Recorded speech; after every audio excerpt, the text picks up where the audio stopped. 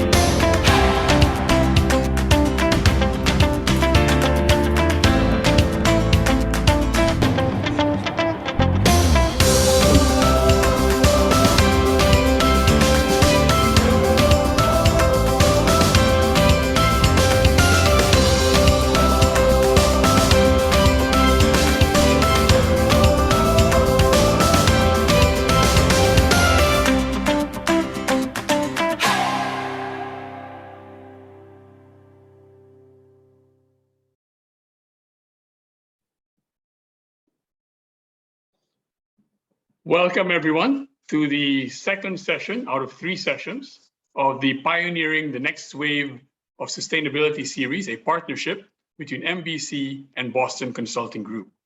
Last month, we had a rich discussion with BCG Managing Director Mark Schmid and Nestle Philippines CEO Kais Marzuki on compelling business cases for sustainability initiatives.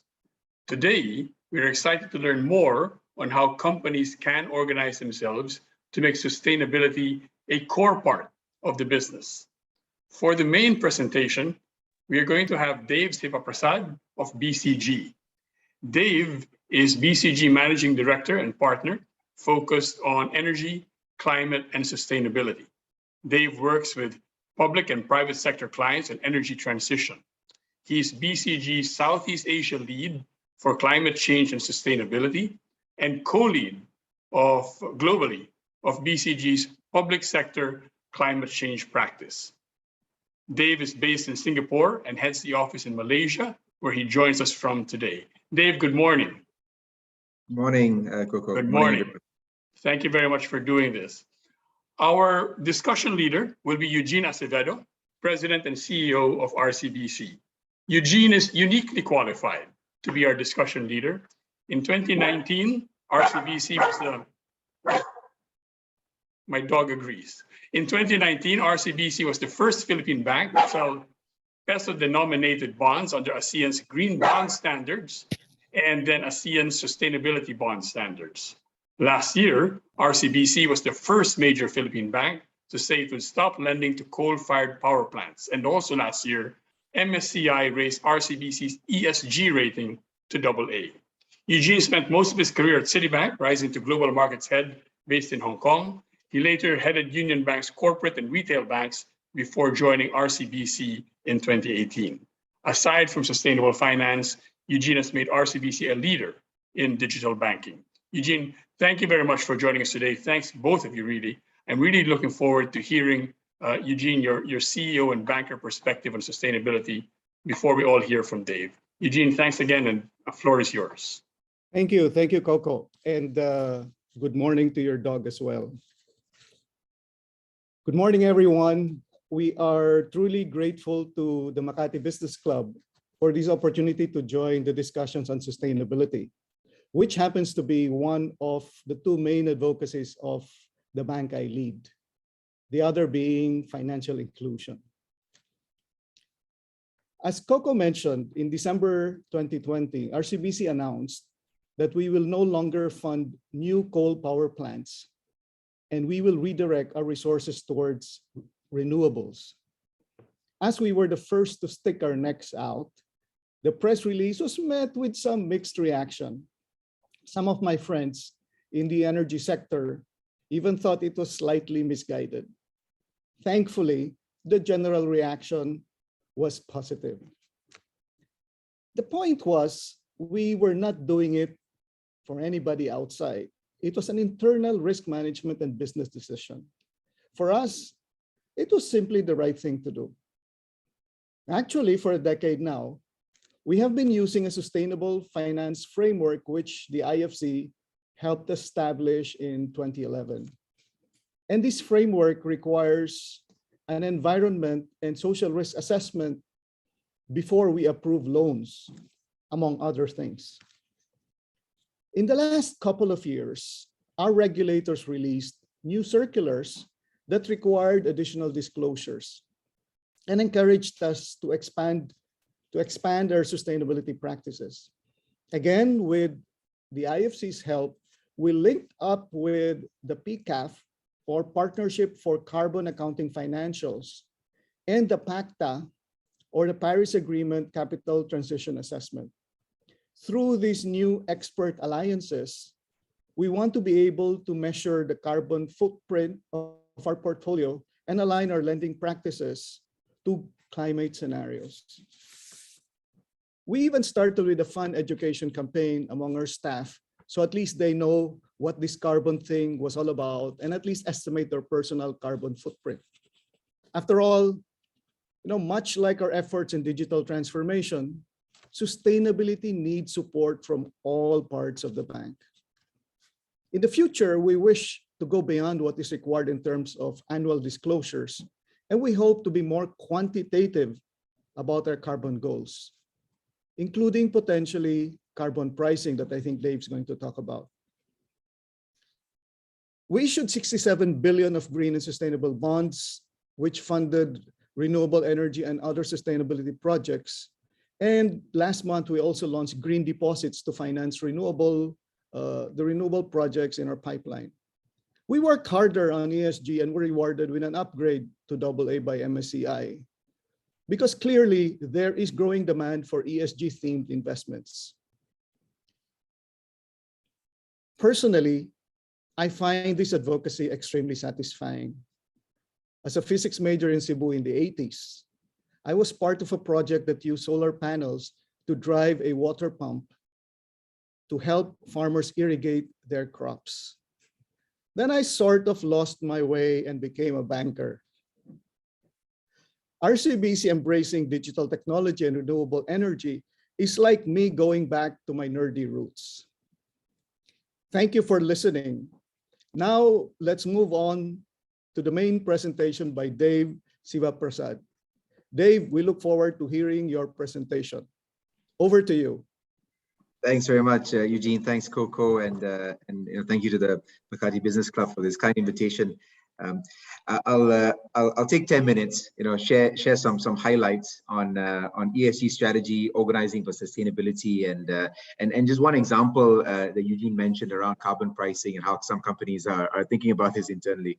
So very much look forward to the dialogue after this. But let me kick off with Marod, if you don't mind, skipping ahead to the next page. The next page, please. The societal context, as we all know, is changing quite rapidly. Not too long ago, ESG was a compliance measure.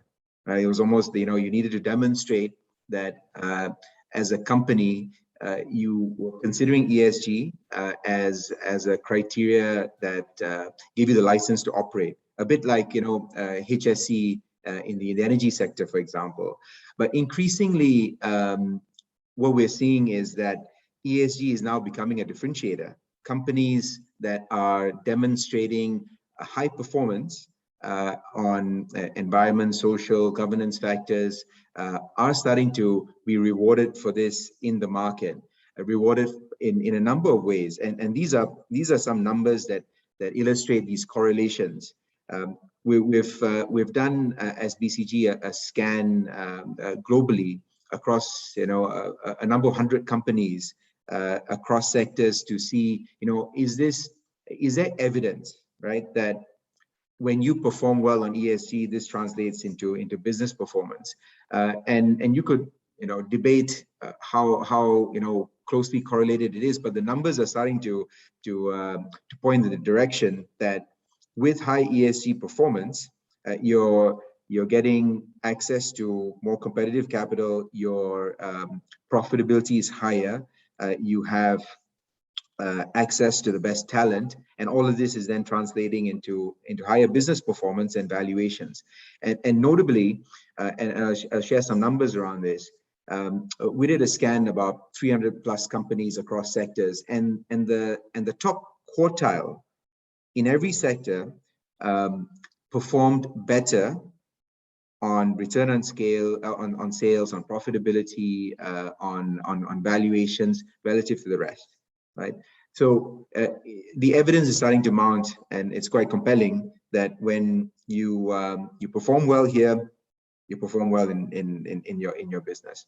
Now, the one qualifier I would add is that this is happening at different speeds in different parts of the world. So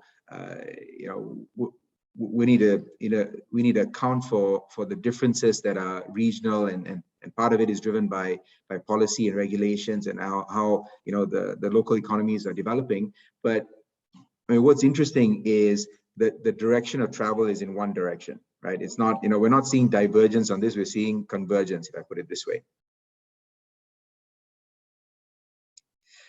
Now, that said,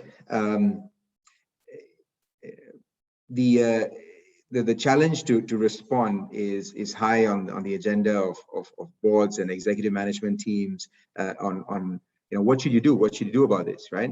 And we talk about ESG, and I'll index a bit towards climate in this discussion, just because it's one of the the most pressing topics that we see in the ESG and sustainability agenda, and also one where there's significant movement in terms of investment and action and policy measures that are gaining momentum. So keep that in mind, that the discussion is ESG, but to illustrate this, we will take climate and environment as one example. There's increasing expectations on net zero targets that we're seeing across the world. Investors are expecting it, consumers are expecting it. And what's also interesting, and we're seeing more of this perhaps in Europe than in other places, but this is extending beyond that as well, is it's not enough to just go net zero. The expectations are ratcheting up even beyond that, to say that how can you demonstrate as a company, as a business, that what you're doing is nature positive or goes beyond net zero, right? So this is really raising the bar, so to speak, right? So and business leaders need to respond to this. So where do you start? Where do you start with this? We've been working as BCG with numerous companies across sectors globally on the ESG and sustainability agenda. And interestingly, you think that this is more developed market focused, but it's not true. Actually, over the last 2 years in BCG in Southeast Asia, we've been working with companies in almost every market in Southeast Asia, in Malaysia, Indonesia, Singapore, Thailand, Philippines. It's been fairly consistent that we're working across companies in our part of the world. So this is picking up here, and where do you start is really to look at this comprehensively and start to say prioritize where you would focus and how you would get organized. And we see 6 elements of this that's consistent in all the work that we do with the clients we work with.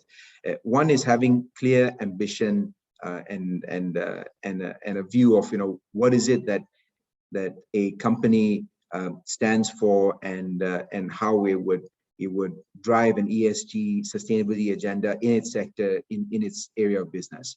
So it's starting with that clarity to coalesce and converge the organization and the management team around is a key starting point. And then it starts getting more pragmatic into so what really matters, right? What is material to the business? What matters for your business performance? What matters to your stakeholders, both your customers, your suppliers, your investors, the regulators that may be relevant in your sector? What is material, and really focusing in on that, and then getting much more tactical on what are the measures, what are the programs that you kick off, and how do you get organized and manage all of this? And we'll talk a bit more about that fifth piece that you see there on getting organized and how you may do this. And there's a sixth element that is particularly important in the sustainability space around how you manage the ecosystem around this. This is growing, developing. You know, you see rating agencies, you see different standards, you see guidelines, you see, you know, in the climate world, you see SBTI targets and guidelines. So many things are evolving. So really being able to navigate this ecosystem and being able to engage and shape that in a way that progresses your agenda as a company becomes quite important. So this sixth piece that you see at the bottom on reporting, ecosystem management is actually quite a big one, and one that needs to be actively managed. So there's a strategic focus, what matters, you know, what your targets are, what are your programs, how you get organized, and how you manage the ecosystem. That we've seen consistently across all companies that we worked with. You know, you need to address all of those six. Now let's dive a bit further on the organization question and how you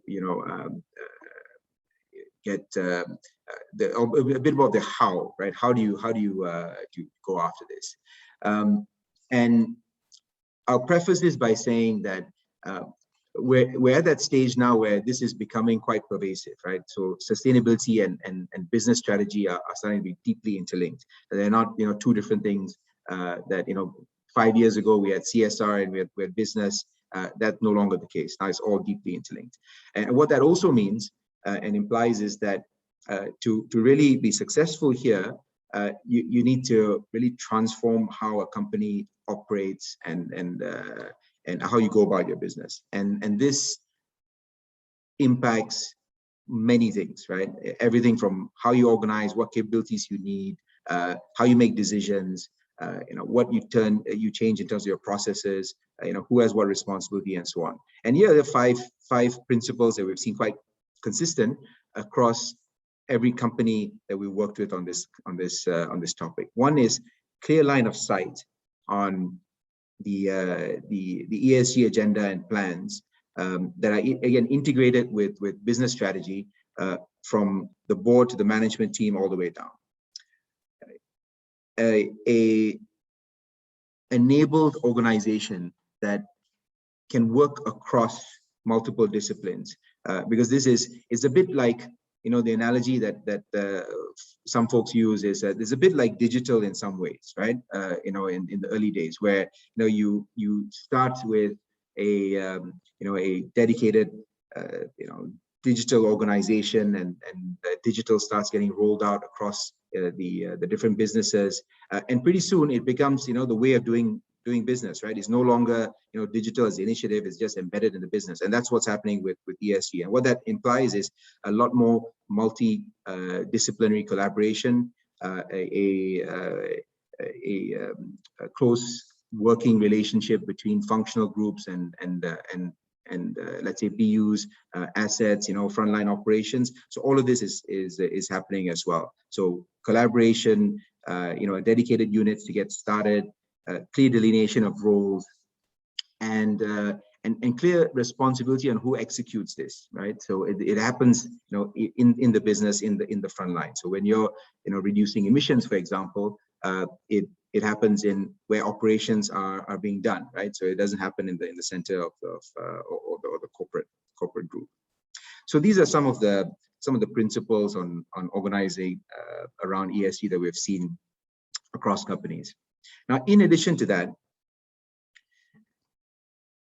there are considerations around how you manage financing, how you manage the people agenda and the talent agenda, and what are the processes and tools and systems that need to be adjusted, you know, newly implemented, you know, refined to make all of this happen, right?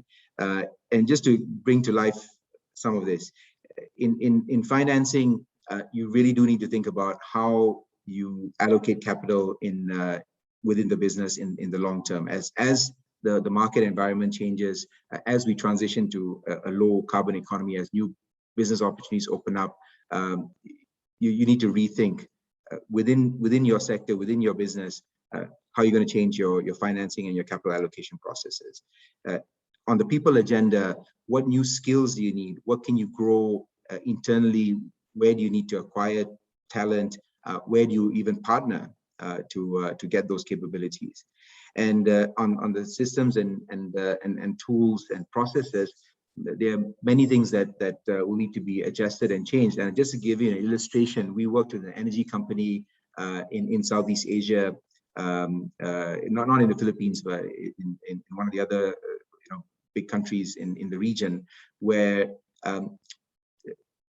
to implement the ESG strategy, down to the front line, this meant that the company changed almost 60 different processes and procedures to really embed this deeply into how they operate.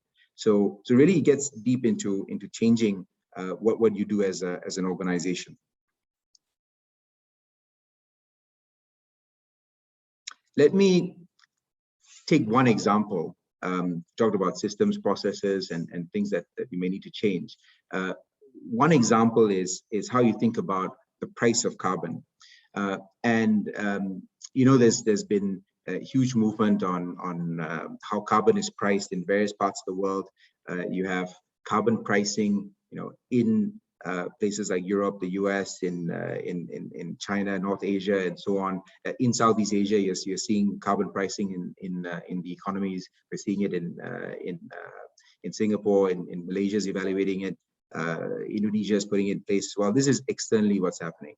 Now, what we're going to talk about is going to be internal. How do you think about carbon pricing internally? And the point of using carbon pricing as one of the tools, one of the interventions in a company is to drive incentives within the organization to reduce emissions, to steer where you allocate capital in terms of low carbon investments, and also create resilience and mitigate against regulatory risk. So these are some of the reasons that you would do it. And what is interesting is that we have seen a large uptick in the number of companies that actually apply this as a method for either steering or managing some of their emission reduction programs. So what you see here is some data on companies that are using publicly disclosed companies that are using internal carbon pricing as part of how they manage their business. So this is getting up to almost 1,000 companies over the last 6-7 years. And there are various forms of this. There is carbon pricing that some companies are applying more as a steering mechanism, as a stress test. So in their capital allocation process, using carbon pricing as an indicator of whether an investment is sound, and using that as a way to stress test capital investments, down to companies that are applying a direct fee of carbon within the business. So what this then translates into is operations folks, asset managers, BU heads that are running parts of the business have a fee associated to the emissions that their part of the business is delivering, and this is then tied to executive compensation, operational KPIs, and this drives the incentives to reduce emissions. So really different flavors of how carbon pricing is being applied. You're certainly seeing a lot on the left-hand side, which is using it as a stress test. You don't see as much yet in terms of applying carbon pricing down to individual metrics, KPIs that drive behavior and the P&L, but it's starting to change, and we're starting to see a bit more on the right-hand side as well. And I'll give you one example, very briefly. This is a public example with Microsoft, where the company does more of the deep embedded carbon pricing, where it is linked to KPIs, it is linked to incentives, it is linked to how the business reduce emissions over time. And what's interesting is that this cuts across multiple decisions. It cuts across CapEx decisions. It cuts across, where you deploy OpEx. It cuts into how you may choose your suppliers in terms of carbon footprint in your supply chains and your scope 3, so to speak. And this is really shifting how the business is run, right? And this is one example. I recognize we're running short of time. Thanks for the reminder, Michelle. So I'll just leave it there, and just get to the takeaways. That sustainability is no longer, a compliance question. It's one of advantage. So it's companies that really push this as part of their business strategy are starting to position themselves for growth and long-term performance and building resilience in the business. This is transformational in nature. Many parts of the business need to change. So huge organizational implications are long-term, and they need to reshape that.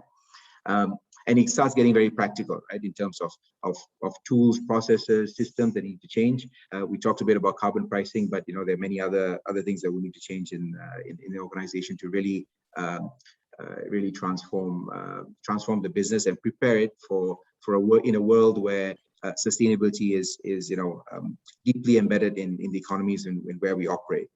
So with that, let me close and say that it's actually an exciting time. There are many disruptions that are happening, and with disruptions come huge opportunities.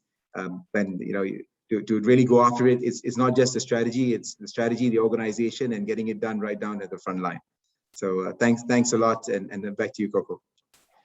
Thank you so much, Dave. I'm really looking forward to the discussion, which will include our attendees today. It'll start, of course, first with Dave and Eugene. That'll go on for about 10, 15, 20 minutes. I'll jump in if it gets too long, or Eugene, you can tell me if you're satisfied and ready to accept questions from the audience.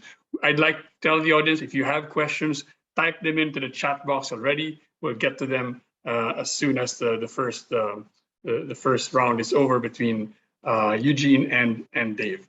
With that, I'll turn over back to Eugene. Thank you, Coco. Thank you, Dave. I agree absolutely. I don't need to be convinced, but I was convinced even more. It was insightful, prescriptive, and thought-provoking. I made several notes. First, reading up more on Microsoft. I didn't realize they were that advanced. I was thinking of them as a digital company, but there's more to them, and I admire what they've done. Thanks for showing their story. The other thing I particularly agreed with was that sustainability is becoming like, or should be like, the digital transformation exercise, where to put it with just a few words, you have to win hearts before sustainability can really gather speed and be accelerated. Now, I wrote a few points I wanted to discuss with you, and I'll pick on something that I just thought of when you mentioned them, and this is about rating agencies. I once met with the rating agency organization in Asia, and I don't think they were ready to do exactly that. I think they can be a significant driver in the ecosystem, as you correctly pointed. I agree, you correctly pointed out. Do you know what efforts they've done in this area, or at least we can encourage our rating agencies locally to take on a similar route? Thanks, Eugene. It's a really good question. What we've seen over the last few years is that there's been a proliferation of rating agencies, right? I mean, there are many of them out there, and many have come with different ways in which they are looking to score and rate what a company does on sustainability. There are a few that have, let's say, the largest share of voice and market coverage, right? So you hear of the companies like MSCI and Sustainalytics and Moody's and so on, S&P, that are really perhaps more widely used. And and I would say this about the rating agencies. I think you would see some level of diversity in terms of, if you have the same rating agency that rates a company, you may get slightly different results because they look at slightly different things. The second is that the rating agency outcome is not the only story, right? So we also work quite a bit with investors and financial institutions such as the one you lead, Eugene. And what's interesting is that many of these institutions do their own ratings of the companies that they're investing in, the companies that they are financing, and so on. So the rating agencies certainly play an important part of the ecosystem and are a good indicator, but it certainly doesn't tell the whole story.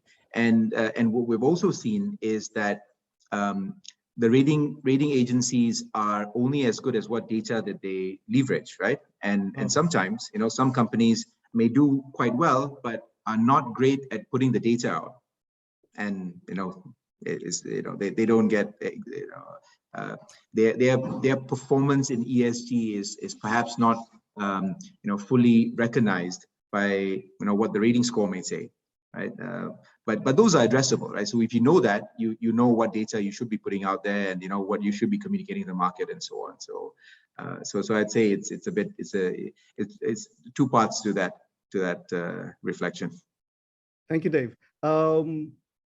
Now, in this country, we're very much compliance driven, or at least at some point we did things because we were just told that we were supposed to do them. But clearly in sustainability, as you pointed out, there is a real business case for doing exactly those things that we should be doing.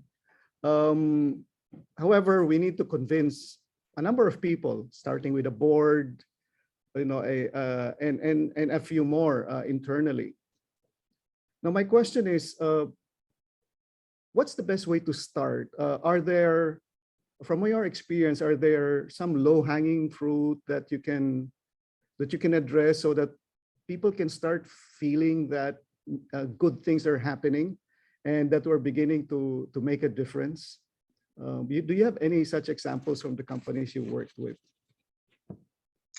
I think it's a question that varies quite a bit, Eugene. I think depending on which sector you're in. I would say that there's certainly some commonality, but I would say that depending on which business you're in, the flavor of this could be quite different, right? So I do a lot of work in the energy sector, and what's interesting on the climate side is that almost 70% of the climate let's say priorities are associated with energy, right? And then when I say energy in the broader sense. It's it's only power, but it's also transport, industry, it's electricity and heat, right? And how you get low carbon sources of this. In those industries, the immediate impact that you can demonstrate around emission reduction, the choices that you make can really start to mobilize the organization, right? Because what you're then saying is that you're behind the global movement. It's generational. This is something that you worry about for your kids, and we're taking action, right? And even signaling creating transparency around emissions, even allowing employees to make choices, right, in terms of their travel and so on. I mean, they're small in terms of what they do in terms of moving the needle, but they start to galvanize and mobilize the organization around the purpose that you're driving. So I think there's that, and then there are other sectors where the contribution and emission is not so high, right? But you play a part in the ecosystem. So in consumer goods, for example, right, you have long supply chains and resource productivity in your supply chains, the sustainability of raw materials that you're getting, in your product. These are not always directly in your control, but by being able to demonstrate that this matters, and you see that with the large consumer good companies globally that are starting to do this, where they demonstrate that one, this matters, two, we're going to create transparency around this, and three, we're going to make choices on where we source and what suppliers we're going to partner with that are aligned with this agenda. And I think again these signals play a big part in terms of moving the needle. So I think there's if I overly simplifies this, but there's certainly things that companies do to make material impact in terms of the environmental agenda, right? And they're the things that companies can do that signal intent and almost crystallize purpose, if I put it this way, that galvanizes large groups within the organization, both internally and externally, customers, stakeholders, and so on, which in many ways are equally important. Thank you. I wrote down purpose, things that excite the staff, and transparency. You kept mentioning transparency. So basically, the staff sees how much improvement we've been seeing. I'll note that down. I'll do this in RCBC. Thank you. Moving on to another point. I've been hearing about, and actually we've enjoyed some reduction in credit spread as we've done sustainability themed bonds.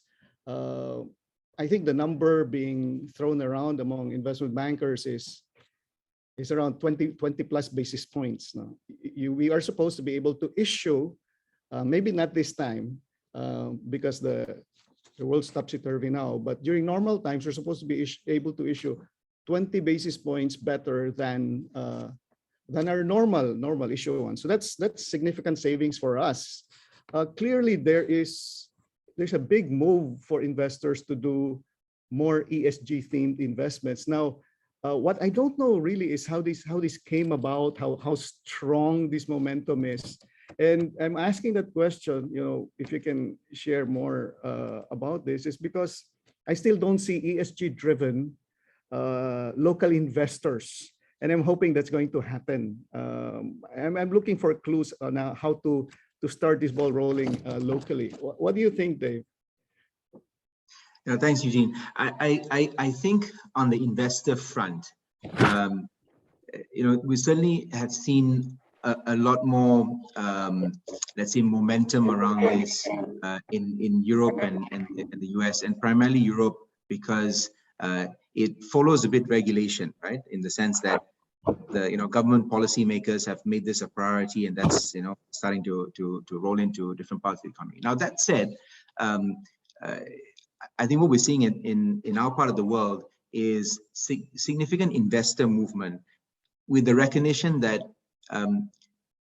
sustainability is creating disruptions in the market, and as investors, if you're not participating, you're losing those opportunities, right? So you see in across Southeast Asia and in Asia, sovereign wealth funds taking big moves around sustainability or climate energy transition related investments.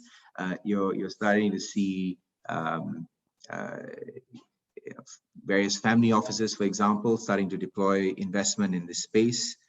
You're starting to see also increasing amount of focus, and here it's a slightly different space where it's a combination of public and private sector investment to fund innovation with a lower returns, right? That is also starting to gain some momentum here in our part of the world, and I say more broadly in across APAC as well.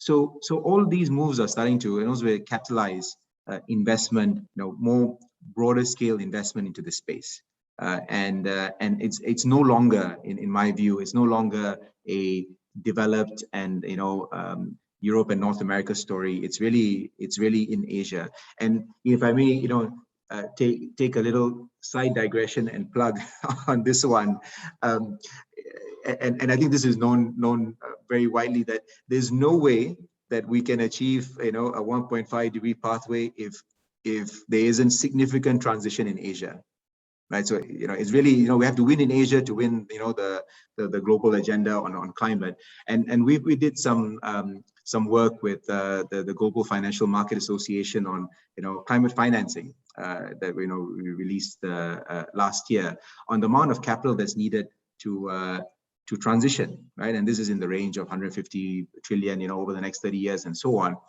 More than half of it is needed in Asia. 55% of it is needed in Asia, right? So that's where all the action around this will happen.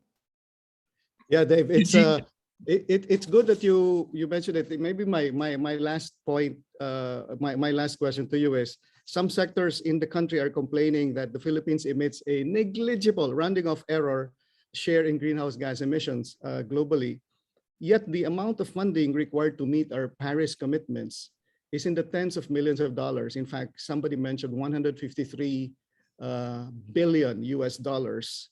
And there is a suggestion that the developed countries who invented pollution, if I want to say that, and who still emit a gigantic share in GHG, be the ones to provide financing. Is this a workable solution?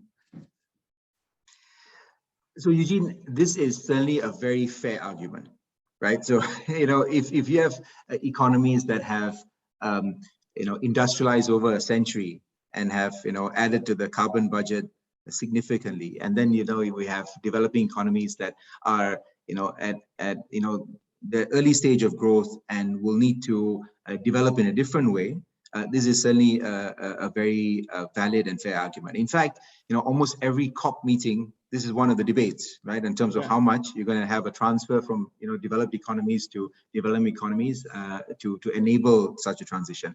So it's certainly a fair argument and one that has deep merit.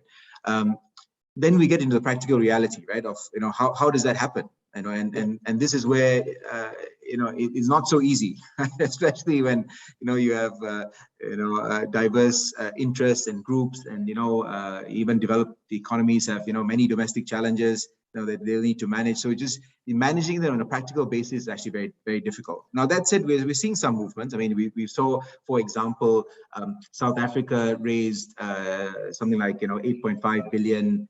To support its coal transition coming out COP26, right? So we're seeing some of this. This is happening. Is it happening at the scale that we need? By no means is it happening at the scale, and certainly by no means is it happening at the pace that is needed. Now that said, I think we make progress in every one of these multilateral platforms such as the COP. There was at least a announcement of intent with this Glasgow financial, alliance towards net zero and so on, which is, a commitment around where capital is going to go on this. It's still far from actual money hitting the ground, but you start to see the signals, right?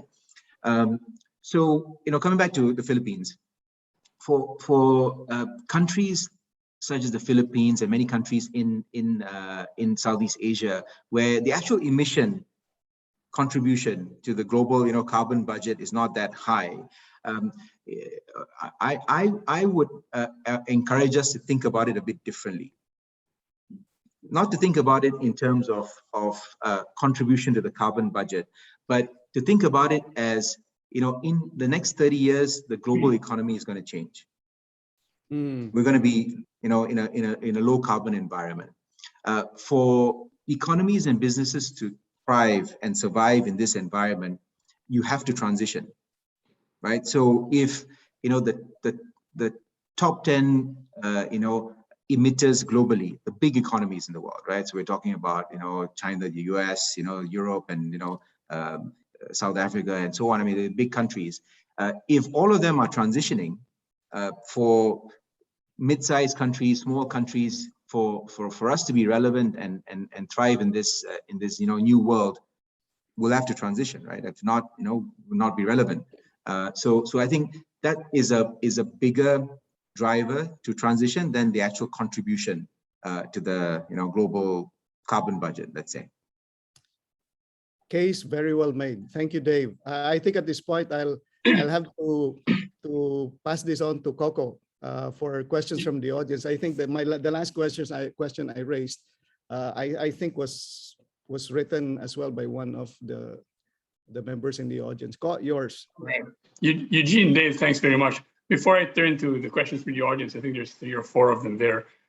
Your previous question, Eugene, was, if I'm not mistaken, I think you were saying you've been able to raise the money, but there are not enough companies willing to borrow the money and invest it in green projects. Is that correct? Actually, it's both. There's more interest. I think every single company in the Philippines wants to go into renewables. we have an issue on single borrowers limit, but I think the central bank can quickly fix that. It's just that the requirement is much more than what we can source. I think locally, we need to be able to source that offshore, the funding offshore, which is something we've done, but it's going to eat into our usual borrowings. We have to divert some of the funding. I haven't really thought about it in great detail, but the Department of Finance seems to be working on this. And if we can get funding like South Africa, it's a step in the right direction. As I'd like to copy what Dave said, it's the journey is in single direction, right? The journey is in a single direction. There's no divergence. So I'm happy about that. Eugene, you said early on in your remarks that you compared transitioning a company to sustainability similar to transitioning it to digital, and that you need to win the hearts and minds, I guess, of your board and your people first, which has been harder.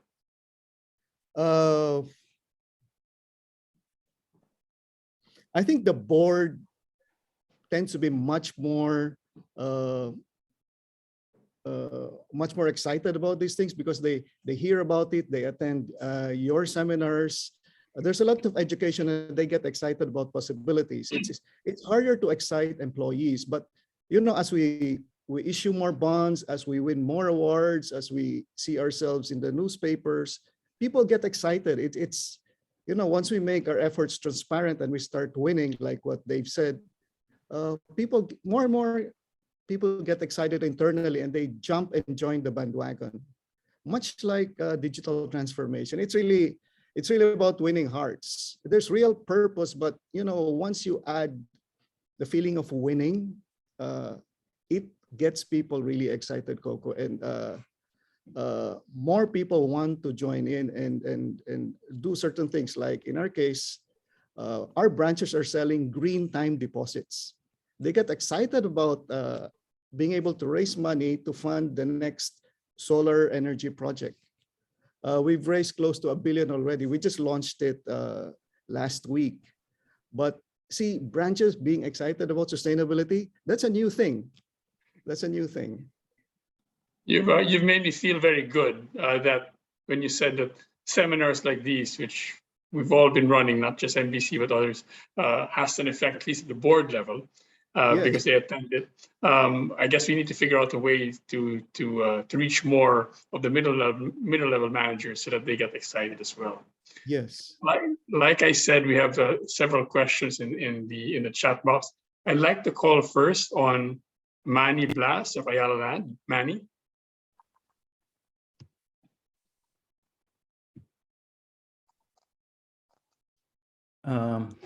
Yeah, can you hear me? Yes, we can hear you. Go ahead, please. Yeah, well, thanks, first of all, Dave and Eugene, for the insights. My question is, sustainability initiatives usually entail higher cost. So Ayala Land is in the real estate business.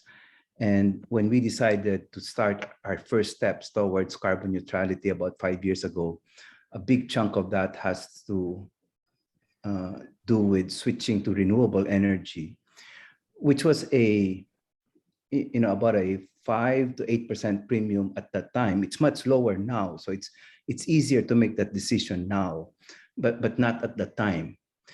And as we go into more and more decarbonization, the next steps are going to be major steps, and they're going to be things like carbon-free cement, for example, which is about 50% of our carbon footprint. And I can already anticipate that's going to require a major premium in our costs. My question is, how do you feel about government regulations when it comes to requiring certain companies, for example, in a certain industry, to comply with certain decarbonization maximum limits, for example, so that all those companies are in a level playing field? because the fear is I take the first step and my competitors do not do the same thing, and I'm stuck with a higher cost. So I'd appreciate your insights on that. Thanks, Manny. I'll turn first to Dave for a global view on that, and then Eugene, maybe you can share some kind of experience that will enlighten us there. Dave, regulation, is that the way to move this along? Yeah, no, thanks, Coco and Manny, for the question. This is not possible. Transition is not possible without public sector action, regulations, and policy measures, right? Because as you rightly said, it's hard to fully transition until you change the rules of the market. So if the market rules are such that you don't price in emissions, for example, right? I mean, carbon pricing is one example of how that is done. Then you have a very inefficient allocation of resources towards transition, both capital, resources, capacity, and so on. And I'm saying this at a very high level because it's an important point, right? Without government regulations to set the market environment for transition, it is difficult to fully transition. Now that said, we're seeing the private sector take a lead in many markets because they're seeing their customers demand it. They're seeing investors demand it, and they're in many markets you're seeing companies making these moves ahead of regulations to position themselves well. Now, part of it is because of all of these catalysts in the system that are motivating them to do this, but there's also a belief for some of these companies that eventually regulations will catch up, because it's inevitable that we'll need to transition, and if we're one of the first, we will be in a more advantaged position. And why do some of these companies believe that? Because they're seeing the signals globally, right? They're seeing things such as carbon border adjustment mechanisms that are happening in the EU. So when you're exporting to the EU, you're going to get priced on the carbon anyway, which then practically means that the carbon is priced domestically, right? Even if you don't have domestic carbon pricing. They're starting to see that countries that are that have initially been fairly lukewarm to a climate agenda are starting to put out targets and saying that they're achieving net zero, or they commit to get to net zero, even in developing economies. So all these signals are pointing towards that direction. Now, that in itself is not enough. You do need the public sector action, and you need it in local markets to move the needle. One piece of let's say evidence or data on why this may not be as challenging as what some folks may believe is associated with how do you price carbon across the whole value chain. Now, you mentioned, Manny, cement, right? So if you wanted to decarbonize cement, the cost of cement is going to be maybe 30-40% more than what it is now, right? Because you need to put carbon capture, you need to change the clinker mix, all sorts of things, right? Now, that said, if you were to price it across the whole value chain, and we actually did as BCG this work with the World Economic Forum to look at how supply chains, if you look at it end to end, what does it mean for the end consumer in terms of price increases? And what is really interesting is that by decarbonizing cement and construction material, if you price that into the actual cost of real estate or building construction at the end, this price only increases by 3 to 5%, because there are many other input factors that go into a building, right? It's not just the cement. So really, then when you say there's a cost of construction which increases by 3 to 5%, and there's a price of real estate, ultimately the price and the cost are going to be different, right? So what you actually hit in terms of the end consumer may not be as dramatic as the 30% increase on cement costs. Now, that by no means is enough to move all consumer behavior, right? Certainly gives some confidence that this is not totally insurmountable when you look at it across the whole chain. Thanks. Yeah, Eugene, regulation. Yeah, maybe if I can add, at least in our bank and more and more of my peers, we really look at regulation, but we don't really think about regulation as the thing driving this. It's really us deciding that we want to do it. Now, looking at what Manny mentioned, I'm familiar with real estate financials and cost of goods sold, margins, etc. I tend to agree with Dave that the real estate company should still be able to earn sufficient margin, and they be able to adjust. What I will be more concerned about, being if I'll be in that sector, is whether there's going to be demand for my products in the future if I don't make the switch. That's really my concern as a banker. If we do not make those adjustments that will follow the global trends in sustainability, we might lose our depositors. We might lose our investors. To me, at some point in the future, this cocoa is going to be an existential issue. Thank you. Thanks. Thanks very much. I'd like to turn back to Manny, but I'll postpone that a bit. And Manny, I might ask you later on about Ayala Land's internal carbon pricing processes. But because we have other questions, I'll jump to those and maybe go back to Manny a bit later on. Could I turn to Belgium Tandok of Macro Asia? This is, I think, more directed to Eugene. I think this is a loan application, Eugene.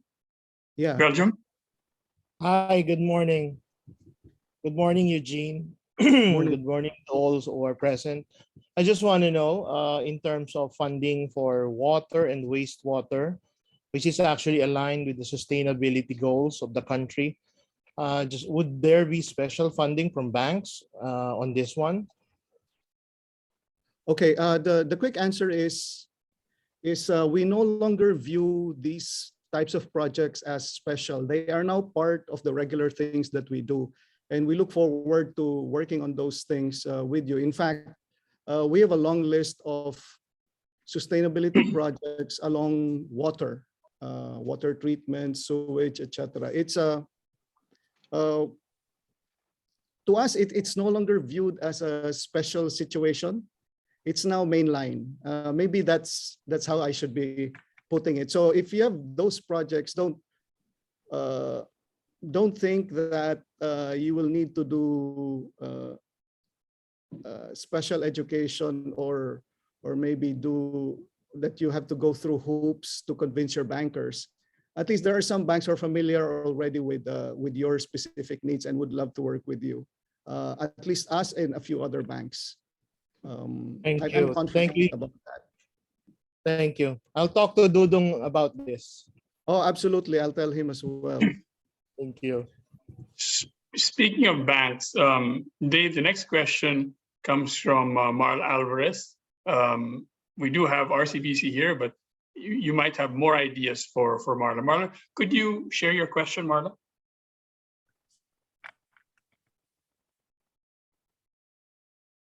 Marla, are you there? Yes, hi. I was about to step out 11 a.m. meeting, but yes, it's fairly simple, really.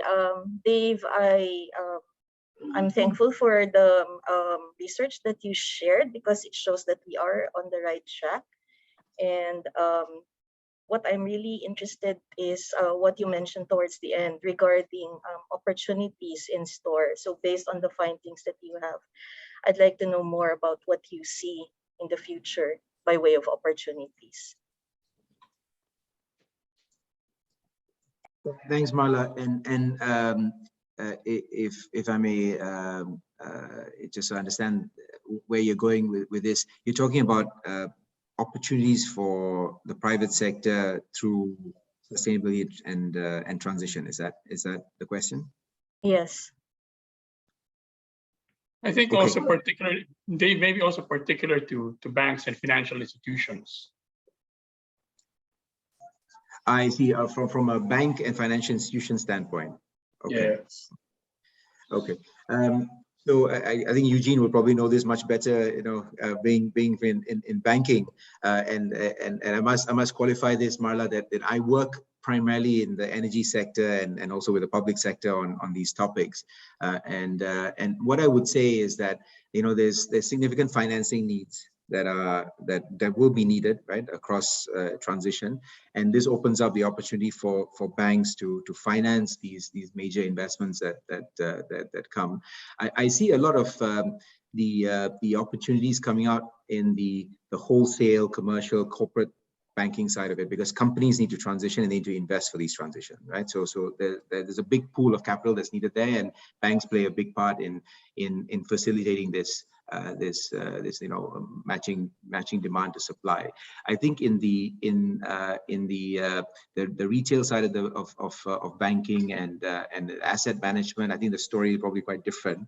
I think in the retail side, it's and probably Eugene, you would have a better sense of this, but there are consumers that are demanding some level of let's say ESG factors in the products that they are acquiring from banks, right? And this I would expect is going to increase over time, and being able to meet that demand is another opportunity for banks to think about. On the asset management side, maybe on the wealth management as well. Interesting, we've seen banks where they are offering products to customers which by design have ESG factors associated to it, and it's only by exception if a customer asks, then you have the non-ESG version, right? So I think there's a number of these moves that are happening in the financial institutions. But Eugene, I think you would know this much better than me. Thanks. No, Eugene, I think you got it right. On the lending side, there's billions to lend. On the asset side, there's more demand for ESG themed funds, and now ESG themed deposits. It's across the balance sheet. It's really across the balance sheet. Nothing really more to add. Thank you very much. Marla, I know you have to step out. Thank you very much for joining us, Marla. Thank you. Thank you so much.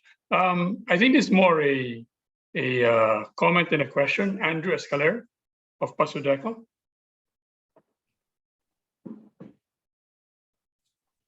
Andrew, you there?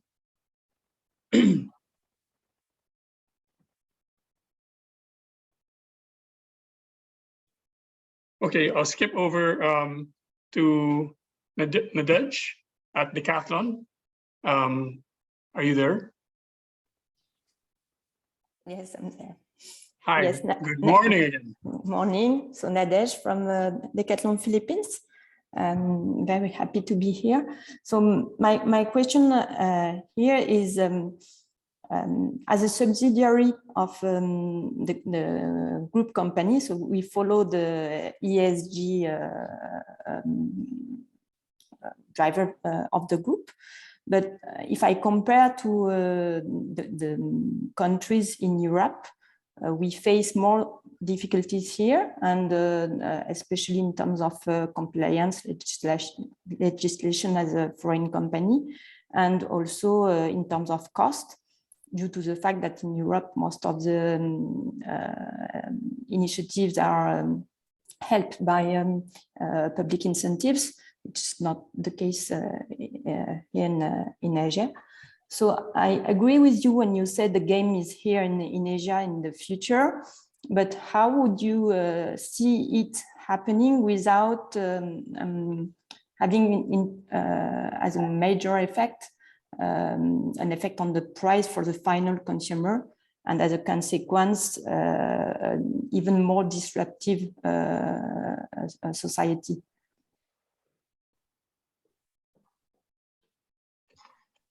In terms of social consequences and so on.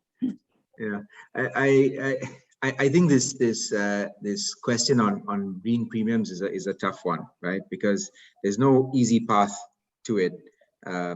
That in some areas prices for products and services will rise in the short to mid term. to progress a sustainability agenda. And let's just say, you know, for argument's sake, we talk about the climate topic for now, right? And you know, it's about emission reduction and all the technologies and investments that are needed across the supply chain to decarbonize. And we keep going back in this debate always on, you know, how do you make the market fair, right? And having, you know, carbon pricing is one big part of it, so that, you know, it's a level playing field for all parts of the, you know, the economy to then deploy resources, drive innovation, you know, get the emissions down, and, you know, push the green premiums down over time. So I don't think there's an easy answer to it, frankly, and I think there's one where there will be support needed in Asia, in developing economies to enable that. There is, you know, certainly high on the agenda in you know, development finance institutions that are looking at, you know, how you support countries that are developing to accelerate transition, and that, you know, is also protecting then you know, groups at risk, or you know, parts of you know, society where the, you know, prices have a disproportionate impact, right? So if, you know, you raise the price, and this has a disproportionate impact on people's livelihoods and so on. It's a big challenge that needs to be managed, and certainly, you know, there are groups looking at this, and, you know, there are institutions that are devoted to addressing this question. By no means, you know, is it enough and not fast enough, right? You know, back to that point. Maybe what I can suggest is, you know, Coco, this is going to be a probably good sequel to these activities that we're having now. On a sectoral basis, there can be conversations, dialogue between the industry and its primary regulators, because we haven't really done so. I think there are high-level discussions, but for banks, there are discussions between the banks and the central bank. I'm not sure whether the other industries have something similar.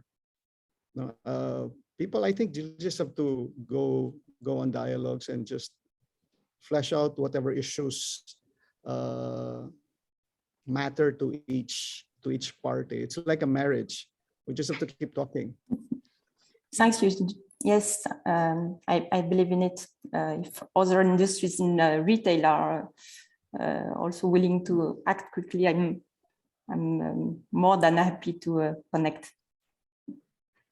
Thank you for the suggestion, Eugene. Thank you very much, Nadej, for the question as well.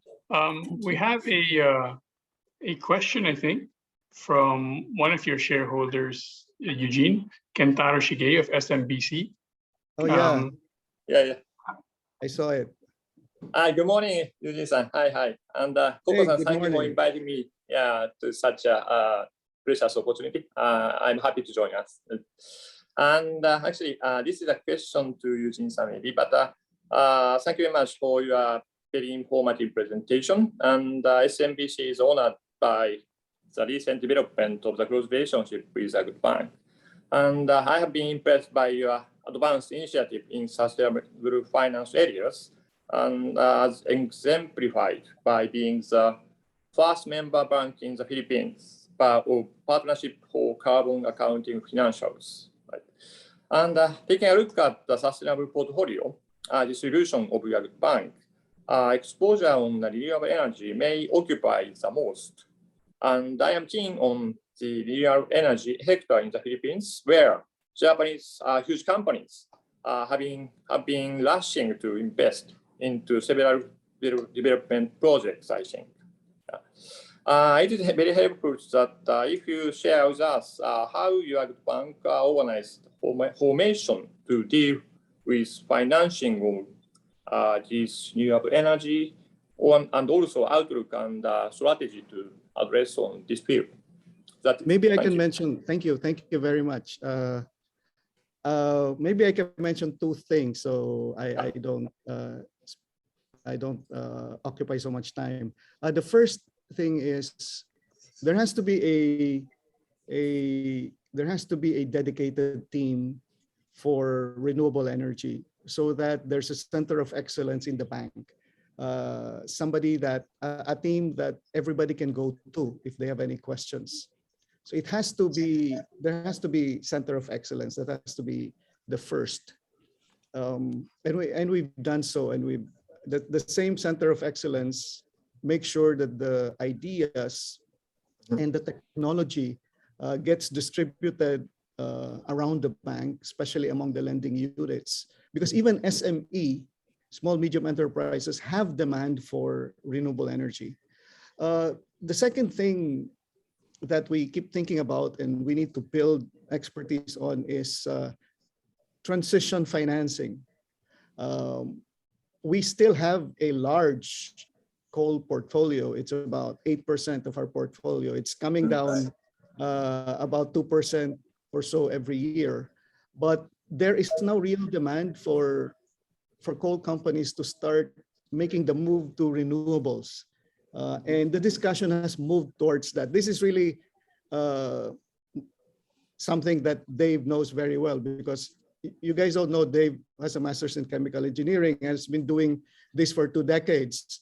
So we should be calling on him. But it's you know, I think transition financing is also one of those things that Japanese banks can help Philippine banks on, not just SMBC, but all the others. Obviously, SMBC and RCBC can work together. In fact, we've had conversations on this. But the sheer demand for transition financing is so huge that I think we need the help of as many people as we can enlist, right, Dave?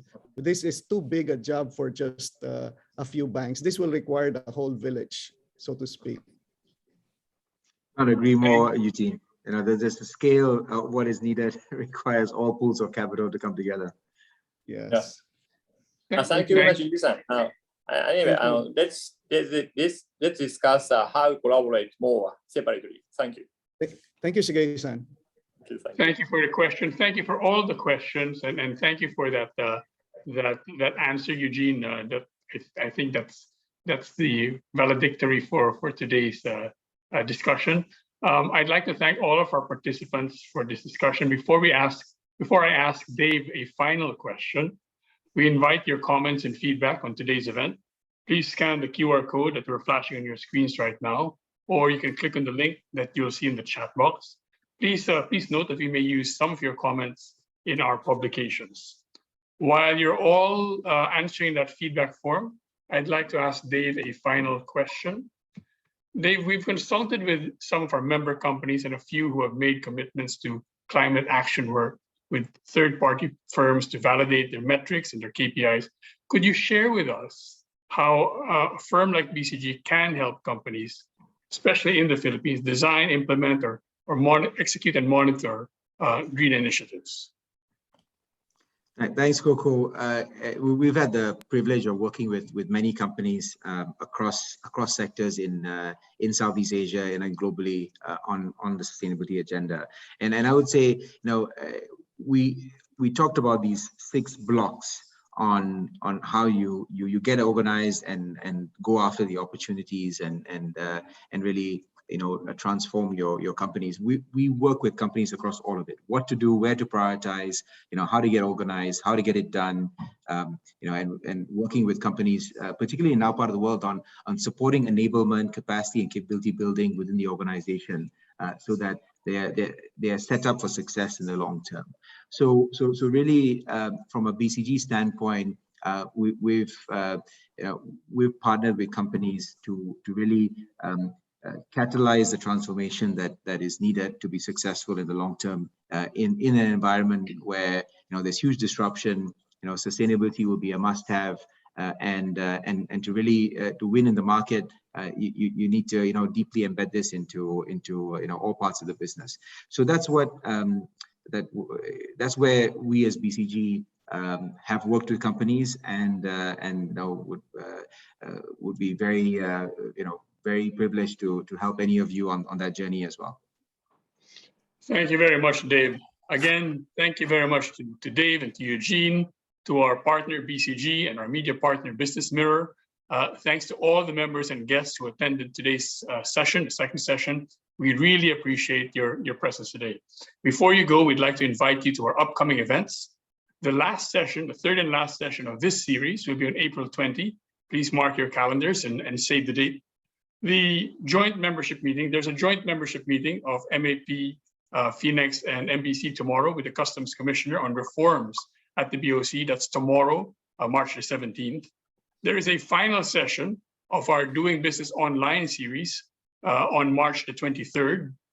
And our Global Ideas Project has an event on AI or artificial intelligence on March the 28th.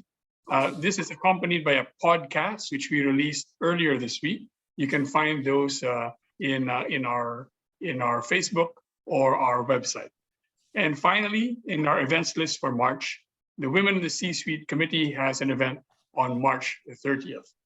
To register for any of these, please visit our website, mbc.com.ph/events, or you can click on the link that my colleague is sharing with you right now. Please follow us on Facebook for more updates and more events and advocacies. Our page name on Facebook is Makati Business Club. Good day again to all of you.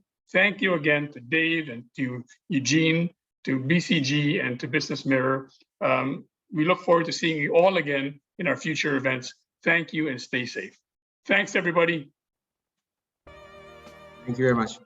Thank you very much, everyone. Thank you.